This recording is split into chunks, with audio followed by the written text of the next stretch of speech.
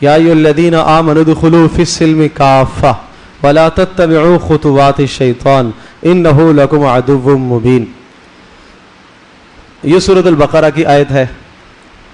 اے ایمان والو، اللہ نے بہت پیارا خطاب فرمایا.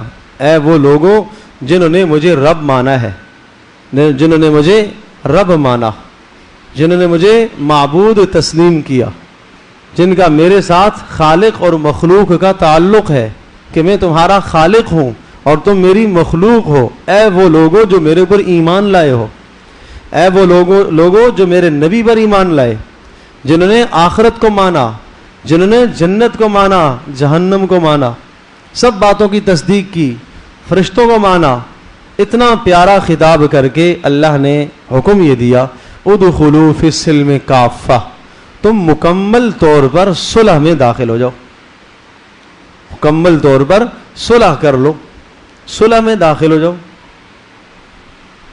اور ولا تتبعوا خطوات الشیطان، شیطان کے نقش قدم پر نہ چلنا. انہ لکم عدو مبین، وہ تمہارا بڑا دشمن ہے. فإن زللتم من بعد ما جاءتكم البینات، اور اگر یہ ساری باتیں آنے کے بعد بھی تم پھسل گئے اور صلح میں داخل نہ ہوئے تو فاعلموا، پھر سمجھ لو ان اللہ عزیز حکیم، اللہ پاک سخت سزا دینے والا ہے. اب یہ کیا مراد ہے؟ یا ایھا الذین آمنوا ادخلوا فی السلم کافہ، ایمان والو صلح میں آ جاؤ. ایمان والے کوئی لڑائی تو نہیں کر رہے، کوئی جنگ تو نہیں کر رہے. یہ اللہ پاک نے یہ جو تعبیر ذکر فرمائی ہے اور یہ جو لفظ ذکر فرمایا، اس لفظ میں آپ غور فرمائیں. شریعت کی اصطلاح میں 3 جگہ پر یہ اس قسم کے الفاظ آئے ہیں. ایک تو وہاں آیا کہ اے ایمان والو سود سے بچو، اور اگر سود سے نہیں بچتے ہو تو پھر اللہ اور اس کے رسول کے ساتھ جنگ کے لیے تیار ہو جاؤ. کون جنگ کرے گا اللہ کے ساتھ؟ کون جنگ کر سکتا ہے اللہ کے رسول کے ساتھ؟ اور دوسری جگہ من عادی لی ولیا فقد آذنتہ بالحرب، جو میرے کسی نیک بندے کو ستاتا ہے، اللہ کہہ رہا ہے کہ میرا اس کے ساتھ اعلان جنگ ہے. اس نے اس کو نہیں ستایا، اس نے مجھے ستایا ہے. اس کی لڑائی اس نیک کے ساتھ نہیں ہے، اس کی لڑائی صرف اس بنیاد پر ہے کہ ایک دیندار آدمی ہے، ایک مسلمان ہے، ایک حق بات کہنے والا ہے، ایک اللہ اور اس کے رسول کی بات کہنے والا ہے. تو اس وجہ سے اگر اس کے ساتھ وہ لڑ رہا ہے اور اس کے ساتھ وہ جنگ کر رہا تو اس کو اس کی ذات سے جنگ نہیں ہے بلکہ براہ راست اللہ سے جنگ کر رہا. اور تیسری یہ جگہ ہے جہاں پر یہ ارشاد فرمایا ادخلوا فی السلم کافہ، ایمان والو تم صلح کر لو، صلح میں داخل ہو جاؤ. اب سنیے، صلح میں داخل ہونے کا مطلب یہ ہے کہ پورے اسلام میں داخل ہو جاؤ گے تو صلح میں آ جاؤ گے، اور اگر پورے اسلام میں داخل نہیں ہو جاؤ گے تو پھر تمہارے لیے بڑی خطرے کی بات ہے. ایک شخص ایک 4 دیواری قائم کرتا ہے، 4 دیواری کھینچتا ہے، اور اس باؤنڈری میں اس نے سب کو اندر آنے کی دعوت دی کہ جو اس کے اندر آ گیا اس کی بچت ہے، اور پورے اندر آ جاؤ. ایک آدمی کہتا ہے کہ نہیں، میں اس طرح سے نہیں آؤں گا، میں پیر اندر داخل کر دوں گا، باقی باہر بیٹھا رہوں گا. ایک کہتا ہے میں سر اندر داخل کروں گا، باقی جسم میرا باہر رہے گا. تو اسے کہا جائے گا کہ نہیں، آپ کو جو امن ملے گا وہ اس شرط پر ملے گا کہ آپ پورا کا پورا اس 4 دیواری کے اندر آ جاؤ. تو اسی طرح سے اللہ تبارک و تعالیٰ نے ہم سے خطاب کر کے یہ ارشاد فرمایا کہ اے ایمان والو اپنے آپ کو مکمل طور پر اسلام کی 4 دیواری کے اندر لے آؤ، مکمل طور پر اندر آ جاؤ. اب عقائد کے اندر بھی، عبادات میں بھی، معاملات میں بھی، معاشرت میں بھی، زندگی کے ہر شعبے میں، سیاست میں بھی، ہر شعبے کے اندر کیا کرو؟ اسلام کی 4 دیواری کے اندر داخل ہو جاؤ، مکمل طور پر اسلام کے اندر داخل ہو جاؤ. سنیے گا، عقیدہ ٹھیک ہے، اللہ کو مانتا ہے، اللہ کے رسول کو مانتا ہے، آخرت کو مانتا ہے، عقیدہ صحیح ہے، لیکن عبادات میں اگر کمزوری ہے تو سمجھ لو کہ پورا کا پورا صلح میں داخل نہیں ہوا. یہ جزوی اسلام معتبر نہیں ہے. اسی طرح سے عبادات بھی ٹھیک ہو گئی اس کی، لیکن معاشرت صحیح نہیں ہے. گھر والوں کے ساتھ رہن سہن، پڑوسیوں کے ساتھ رہن سہن، رشتہ داروں کے ساتھ اس کا برتاؤ، اور جہاں کاروبار ہے ان لوگوں کے ساتھ برتاؤ، اپنے ملازموں کے ساتھ برتاؤ اگر اچھا نہیں ہے تو یاد رکھو یہ پورا کا پورا صلح میں داخل نہیں ہوا، اسلام کی 4 دیواری میں مکمل نہیں آیا. مکمل ضروری ہے. میں ایک مثال عرض کرتا ہوں. رسول اکرم صلی اللہ تعالی علیہ وسلم کے ایک صحابی ہیں, ان کا نام میں ذکر نہیں کرتا. ان کے غلام نبی پاک صلی اللہ علیہ وسلم کی خدمت میں ایک شکایت لے کے آئے اپنے مالک کے بارے میں کہ میرے مالک میرے ساتھ ان کا کچھ رویہ اور سلوک اچھا نہیں ہے, کام مجھ سے زیادہ لیتے ہیں, اجرت مجھے تھوڑی دیتے ہیں.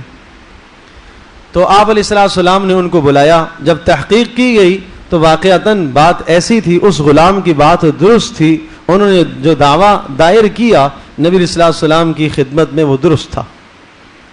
آپ علیہ السلام نے اس شخص سے, اپنے صحابی سے جو نبی علیہ السلام پر ایمان لانے والا, آخرت کو ماننے والا اور عبادات 100% درست ہیں, عقائد 100% درست ہیں, صرف ایک جگہ پر کمی آ گئی تو آپ علیہ السلام نے ان کو یہ جملہ ارشاد فرمایا, اِنَّكَ امْرَؤٌ فِيكَ الْجَاهِلِيَّةُ, آپ وہ آدمی ہو جس میں جاہلیت کی بو آتی ہے.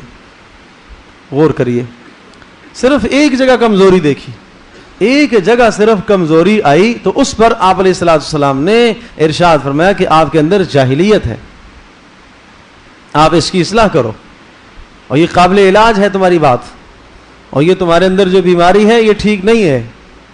تو آپ علیہ السلام نے ان کو مکمل اسلام کے اندر داخل ہونے کی تاکید فرمائی.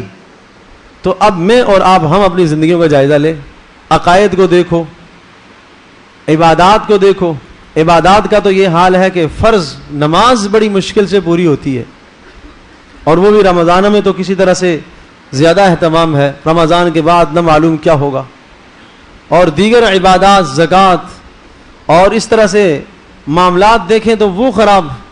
ایک آدمی تہجد گزار ہے, روزے دار ہے, حاجی ہے, عمرہ کرنے والا ہے, لیکن پڑوسیوں کے ساتھ اس کے حقوق ٹھیک نہیں ہیں, گھر میں اس کا برتاؤ اچھا نہیں ہے, اور خاندان والوں کے ساتھ اس کا رویہ اچھا نہیں ہے, بہن بھائیوں کے ساتھ اس کا رویہ اچھا نہیں ہے, تو یہ شخص مکمل اسلام میں داخل نہیں ہوا.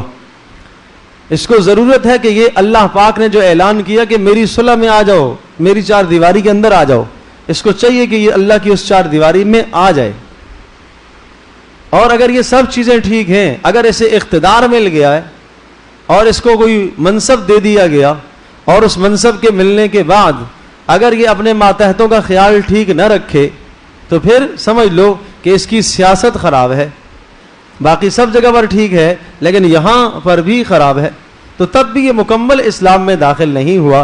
یاد رکھیے, اسلام عقائد بھی بتاتا ہے, اسلام عبادات بھی بتاتا ہے, اسلام معاشرت بھی سکھاتا ہے, اسلام معاملات بھی سکھاتا ہے, اور اسلام سیاست بھی سکھاتا ہے. یہ سب اسلام کے شعبے ہیں. صرف عبادات لے کر بات آئے گی جب تجارت کی, معاملات کی, تو تجارت میں آدمی کہے نہیں میں تجارت میں آزاد ہوں, اسلام کا حکم مانوں گا کہاں تک؟ مسجد تک, نماز تک, زکوٰۃ تک, حج تک. باقی شادی اس میں آزاد ہوں, باقی تجارت اس میں آزاد ہوں, باقی اڑوس پڑوس کے ساتھ کیسے کرنا ہے میں اپنے منافع دیکھوں گا, میں اپنے فائدے کو سوچ کر فیصلہ کروں گا. میں اسلام کو وہاں نہیں دیکھتا ہوں تو سمجھ لو یہ آدمی مکمل مسلمان نہیں ہوا, یہ مکمل اسلام میں اب داخل نہیں ہوا ہے. اس کو ضرورت ہے کہ یہ اللہ تبارک و تعالیٰ کی مکمل صلح میں آ جائے. حضرت صلی اللہ علیہ وسلم کے ایک صحابی, غور فرمائیں, عبد الرحمن ابن عوف رضی اللہ تعالیٰ عنہ کی شادی ہو گئی, اور نبی علیہ السلام کی خدمت میں آئے, اور کپڑوں کے ساتھ خوشبو لگی ہوئی تھی. آپ علیہ السلام نے اس خوشبو کو دیکھا تو کہا یہ تو عورتوں کی خوشبو ہے. انہوں نے کہا اللہ کے رسول میں نے شادی کر لی. تو آپ نے فرمایا اچھا شادی کر لی جی.